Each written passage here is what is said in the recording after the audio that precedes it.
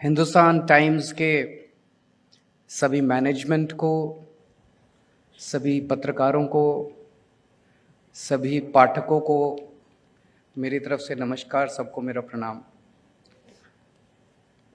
मुझे बताया गया कि मेरा सेशन 40 मिनट का है और इस 40 मिनट में 10 मिनट मुझे बोलना है और आधा घंटा वो मुझे ग्रिल करेंगे। मुझे पता है वो क्या पूछेंगे। बीजेपी ने आपके ऊपर ये आरोप लगाया, बीजेपी ने आपके ऊपर ये आरोप लगाया, आपको इस पे क्या कहना है, सब कुछ पॉलिटिक्स।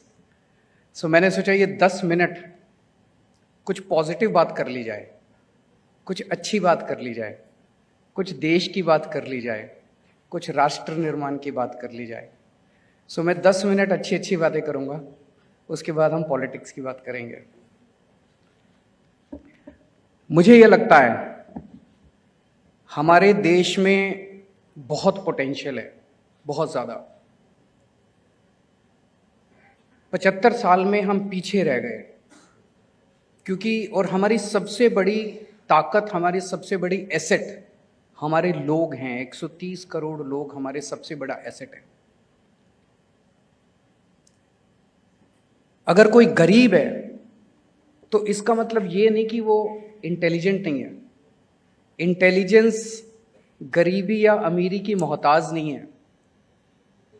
अगर हमने अपने लोगों को अच्छी शिक्षा दे दी होती और बहुत फोकस शिक्षा पे किया होता तो मैं समझता हूं कि हमारा देश कहीं का कहीं पहुंच सकता था। 75 साल के अंदर हमने जो शिक्षा का मॉडल पूरे देश में खड़ा किया, जितने सरकारी स्कूल हैं उनका बहुत बुरा हाल है। देश में 28 करोड़ बच्चे रोज स्कूलों में जाते हैं। इन 28 करोड़ में से लगभग 10 करोड़ बच्चे प्राइवेट स्कूलों में जाते हैं और 18 करोड़ बच्चे सरकारी स्कूलों में जाते हैं। और इन सरकारी स्कूलों का बहुत बुरा हाल है, बहुत बुरा हाल है। आपने देखा होगा नेट के ऊपर जिस तरह से हम देखते हैं स्कूल, पूरे देश के अंदर जो स्कूलों का हाल है। 18 करोड़ बच्चे अगर किसी देश के, उनको अच्छी शिक्षा नहीं मिल पा रही तो देश कैसे तरक्की कर सकता है। अगर कोई कहे कि मैं देश को यहां ले जाऊंगा और कोई कहे मैं देश को यहां ले जाऊंगा और वो ये ना कहे कि मैं शिक्षा ठीक करूंगा, तो वो झूठ बोल रहा है। बिना शिक्षा को ठीक किए आप देश को आगे बढ़ा ही नहीं सकते। वो करना, you have to fix education if you want the country to be number 1 in the world. आपको देश को ठीक, शिक्षा को ठीक करना ही पड़ेगा। पहले हमें लगता था,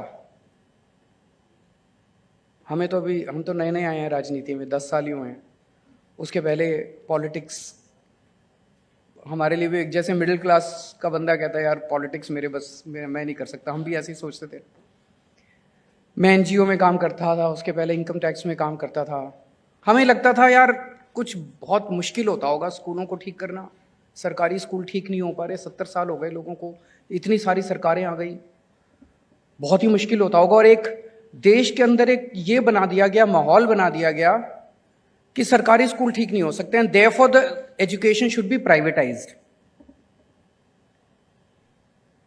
ये माहौल बना दिया गया कि सरकारी अस्पताल ठीक नहीं हो सकते हैं, therefore the government hospitals should be privatised.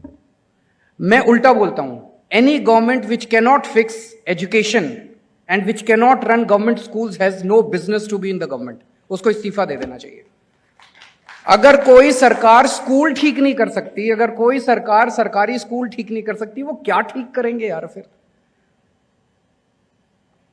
तो हमने सरकार बनने के बाद सरकारी स्कूलों पे काम करना चालू किया। बहुत डर डर के किया क्योंकि बड़ा मुश्किल काम था, बड़ा कॉम्प्लेक्स काम था। लेकिन जनता का खूब सहयोग मिला, ऊपर वाले का आशीर्वाद मिला और 5 साल के अंदर हमने दिल्ली के सरकारी स्कूल कंप्लीटली ट्रांसफॉर्म कर दिए, कंप्लीटली ट्रांसफॉर्म। और मैं आप सब लोगों को इनविटेशन दे रहा हूं, मेरे को मत बताओ दिल्ली सरकार के, दिल्ली में 2 किस्म के स्कूल हैं। एक एमसीडी के स्कूल है जहां उनकी सरकार है, उधर मत जाना, वो बहुत खराब है अभी भी। अब एमसीडी में हम जीत जाएंगे, उनको भी ठीक कर देंगे। दिल्ली सरकार के किसी स्कूल में चले जाओ, अपनी मर्जी से अनइनवाइटेड कहीं एक राउंड लगा के आ जाओ, and I am telling you, you will be proud of your government कि सरकार ने बड़ा अच्छा काम करके दिखाया। आप जाके देखो एक बार।